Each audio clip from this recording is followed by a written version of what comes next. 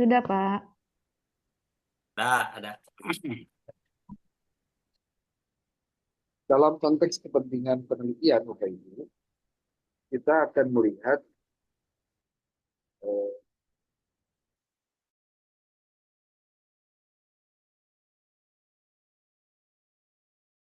Maaf Bapak, nggak ada suaranya, itu di mute. oh iya, oke, Hanya di mute. jelas ya.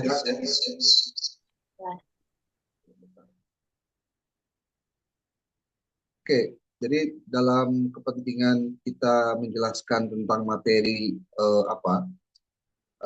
hipotesis ini, itu tidak ada cara di antaranya adalah dengan banyak membaca buku dan juga tesis yang sudah ada, Pak. Saya barusan memperlihatkan sebuah buku yang Bapak Ibu sudah download, sudah baca juga. Kalau mengerjakan tugasnya pasti dibaca. Menjelaskan hipotesis itu panjang lebar, Pak, ya, panjang lebar. Tetapi yang perlu diketahui oleh kita adalah bagaimana mengaplikasikan penulisan hipotesis dalam penelitian.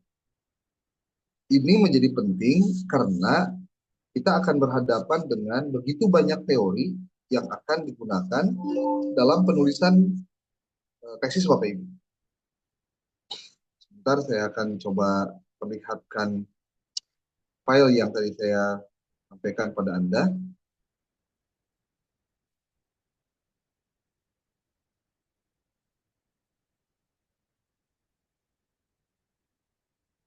Oke.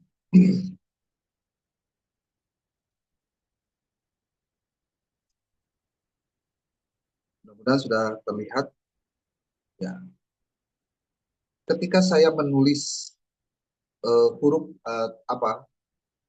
menulis hipotesis Bapak Ibu, di bukunya Muri Yusuf itu ada di halaman 130 yang khusus membahas hipotesis. Kalau Anda baca bukunya Imam Mahali, sama juga, apalagi dia penelitiannya kuantitatif. Nah, saran saya pada Bapak Ibu semua, pastikan kita mempelajarinya dengan betul-betul, Pak, terkait hipotesis.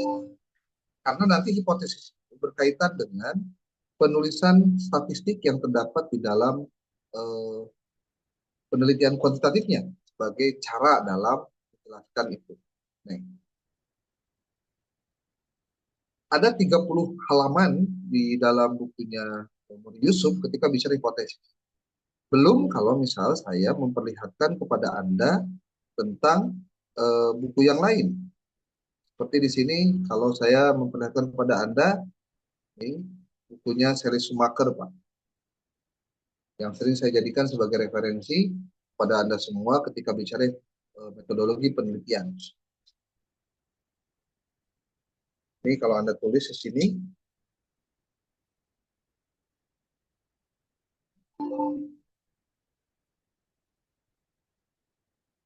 ada berapa kata. Bahkan bukan hanya kata, Pak, tapi ini adalah beberapa bab khusus yang membahas tentang hipotesis. Nih. Di bab 3 saja, di sini sudah dituliskan research problems, questions, and hypothesis, Pak. Ini baru bab 3 nih, baru mulai nulis. Sudah ngomongin hipotesis. Ini kalau kita lihat, Pak, di halaman 55, jadi bisa kita lihat.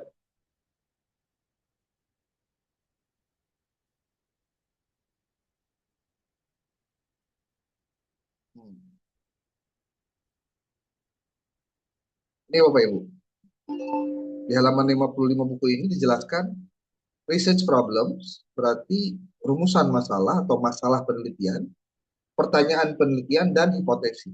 Di sini jelas sekali disebutkan pentingnya menjelaskan hipotesis itu gini.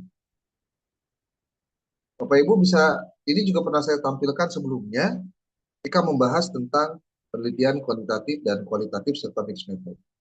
Di sini ada research question dan hipotesis. Nah, penjelasan itu akan lebih mendalam lagi ketika kita membahas tentang research kita itu sebetulnya mau tentang apa. Maka ketika saya coba Bapak Ibu mengajak untuk menganalisis 10 tesis, 10 artikel, bahas satu-satu, melihat dan lain-lain. Coba kita pelajari dari semua yang Bapak Ibu tahapannya dilakukan. Kira-kira ada sesuatu yang Anda bisa dapatkan nggak dari novelty yang ingin didapatkan dari semua penelitian yang sudah dilakukan orang lain? Jangan sampai ketika akan melakukan research, kita sendiri bingung. Aduh, kurang terek makin naonnya, judul tentang naonnya, dan lain-lain. Makanya, saya berharap Bapak Ibu bisa tidak secara mendadak ketika akan menyusun tesis. Jadi, lebih baik dari mulai sekarang dipastikan Bapak Ibu nih memahami tentang bagaimana seharusnya dilakukan tentang penyusunan dari masalah yang ujung-ujungnya ke hipotesis. Ini baru dari bukunya, tadi bukunya siapa ini? Schumacher ya.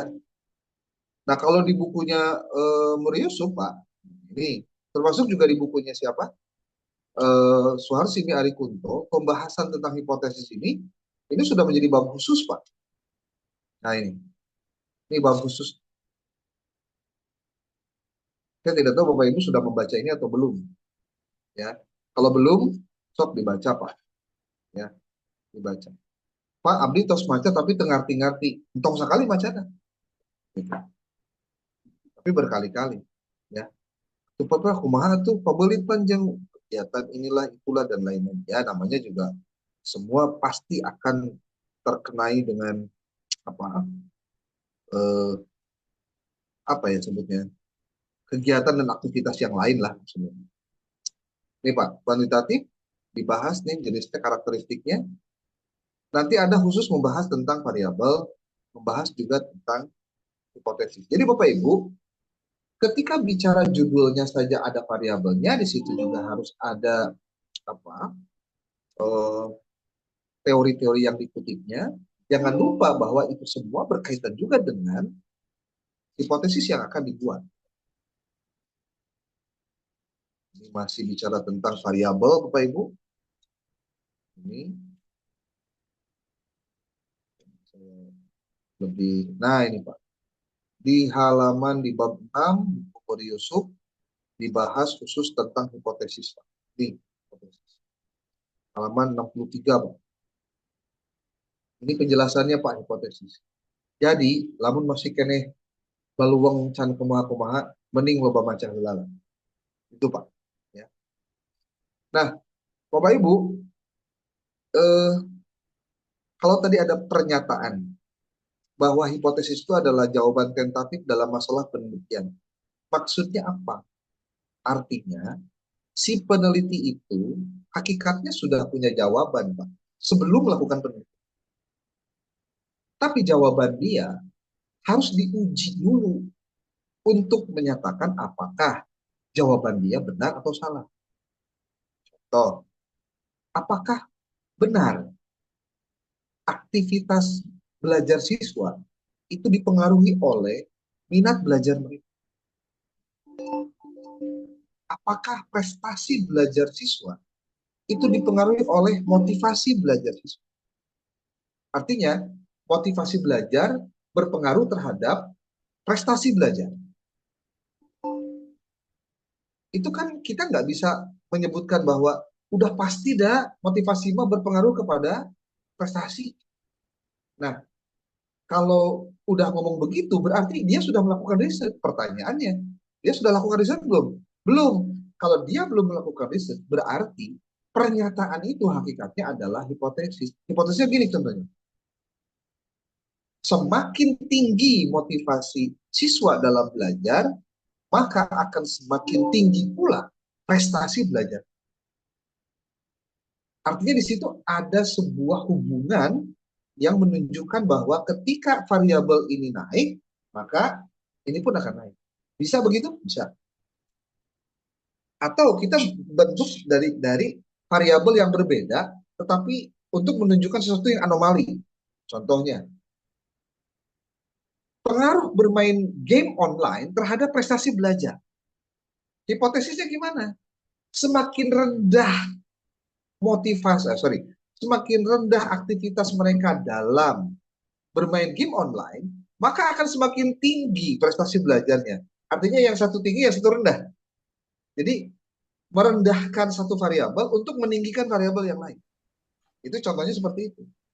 Atau dibalik, semakin tinggi aktivitas bermain game siswa, maka akan semakin rendah prestasi belajarnya. Bapak Ibu bisa mengikuti ya, dua pernyataan ini berbeda satu sama lain. Jadi kalau tadi dalam konteks aktivitas belajar, motivasi belajar kepada prestasi, makin tinggi motivasi, makin tinggi prestasi belajar. Tapi kalau tadi aktivitas bermain game online makin tinggi, prestasi makin rendah. Nah, berarti Bapak Ibu, yang namanya hipotesis, sekali lagi, tergantung dari variabel yang Anda gunakan. Saya ingin menyebutkan untuk istilah ini, kita gunakan untuk di kuantitatif. Saya ulangi, penelitian kualitatif membutuhkan hipotesis sebagai pintu masuk untuk melakukan penelitian. Tetapi dalam penelitian kuantitatif, hipotesis adalah bagian inti dari pembuktian simpulan sementara yang diambil oleh si peneliti. Nah, oleh sebab itu, maka besar kemungkinan kalau kita tidak mengkajinya dengan serius, Bapak Ibu, ini saya ulang lagi nih terkait dengan ini, maka yang terjadi, nah ini Bapak Ibu, coba lihat, berbicara hipotesis itu tidak akan jauh dari berbicara variabel juga di kuantitatif ya, saya bilang di kuantitatif. Lihat nih, ini berarti variabel X mempunyai hubungan dengan variabel Y. Hubungan yang dapat dikatakan dengan pengaruh. X mempengaruhi Y, tetapi tidak sebaliknya. Y tidak mempengaruhi X. Nah, hubungannya disebutnya simetris. Hubungan simetris tidak menunjukkan pengaruh dan biasanya dilambangkan dengan sedikit gambar melengkung. Ini menunjukkan masing-masing variabel. Ini. Makanya nanti akan terlihat istilah penggunaan hipotesis itu tergantung dari penggunaan variabelnya. Bagaimana jika ada variabelnya itu justru yang lain, seperti ada variabel intervening atau moderator. Ini Bapak Ibu lihat nih, hubungan intelijensi dengan prestasi belajar. Variabel satunya intelijensi, variabel duanya prestasi belajar. Bagaimana cara merumuskan hipotesisnya? Kita bisa menggunakan berbagai-bagai, Pak. Ceritanya nih, tuh lihat Bapak Ibu, perhatikan baik-baik. Berdasarkan contoh tersebut dapat dirumuskan beberapa hipotesis. Makin tinggi intelijensi, maka makin baik prestasi belajar. Kedua, ya, dosen lain mau masuk ya? Digabung sama B, Pak Haji Uka. Oh, jadi sekarang keluar, beres ya? Iya. Oke, ya udah satu gitu, Pak. Nanti kita akan coba bahas kalau kegiatannya tatap muka, ya deh tatap muka. Ya, terakhir UTS, Pak, tanggal 30. Oh iya, ya udah. Oke deh, terima kasih. Mangga dilanjut. Berarti ya, saya, Pak. oke, ini harus saya kirim dulu untuk ini nih untuk untuk hostnya nih. Ke siapa? Pak Nep ya? Pak Nep, Pak apa? Pak Buhori. Pak Buhori. Boleh lah, boleh. Ya, Pak Buhori. Make a co-host. Oke, terima kasih. Saya pamit ya. Siapa? Disiapkan buat minggu depan. Terima kasih. Assalamualaikum warahmatullahi wabarakatuh. Waalaikumsalam. Waalaikumsalam warahmatullahi wabarakatuh. Terima kasih Bapak. Terima kasih. Assalamualaikum. Pak. Waalaikumsalam Pak Haji. warahmatullahi wabarakatuh. Waalaikumsalam. Ya, apa tadi teh kepotong teh ya?